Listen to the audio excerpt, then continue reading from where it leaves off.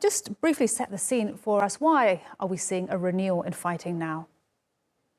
Hi, Maria. Thank you so much for having me. Unfortunately, the TPLF, the Tigray People's so-called Liberation Front, has a practice of creating crises for the people of Tigray, like it did when it started this war, and then taking the aid that it gets from the international community and repurposing it for war. What we saw this week was absolutely outrageous. The UN World Food Program said TPLF militias took 12 UN fuel tankers, 500,000 liters of fuel, and then broke the 5 months truce that you mentioned and restarted war. The Ethiopian government has actually held up its part of the bargain, stuck with the truce, allowed unfettered humanitarian aid access to go into Tigray. There was Claire Neville from World Food Program was on TRT a couple of weeks ago saying aid has been flowing into Tigray since April. The Ethiopian government has says they are willing to have talks without preconditions.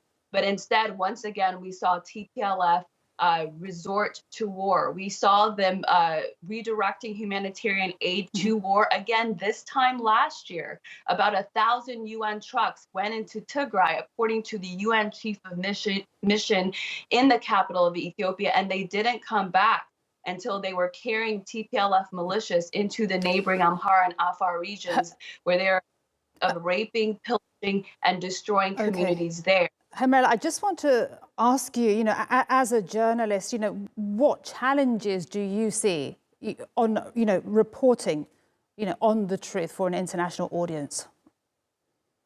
I actually have a lot of connections to that region. I myself am Tigrayan and have two parents from there, and I had a mother who was there in the beginning of this war. And what you find is what is often reported in the so-called mainstream media, and what the people who, when they have the opportunity to say what actually happened there when they get out, say is very different. So there was actually a really well done report by Reuters talking to people in Tigray that have come out of there, and what they tell you, and we often see, looks very different. For example, they tell us that the TPLF militias are actually getting aid contingent on whether they offer up children or somebody in the family to fight this war. And so they are escaping out of that region to get refuge in the Amhara region, where the Ethiopian government is trying to take care of the IDPs. The Ethiopian government is the only legitimate government. And unfortunately,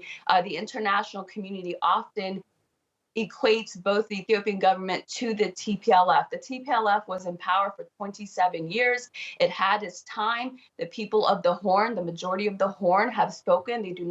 They no longer want the TPLF there, but they do have a lot of pull in the international community for whatever reason.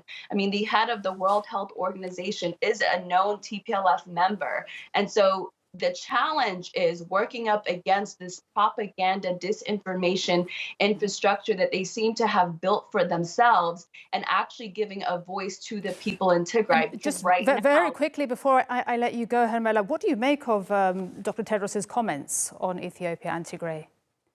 It's absolutely outrageous. He is using his position on the as World Health Organization director to actually speak for the TPLF and not the people of Tigray. What we need is peace in this country. And he is abusing his position to speak for the militias and this ethno-fascist group as opposed to the people, for the people.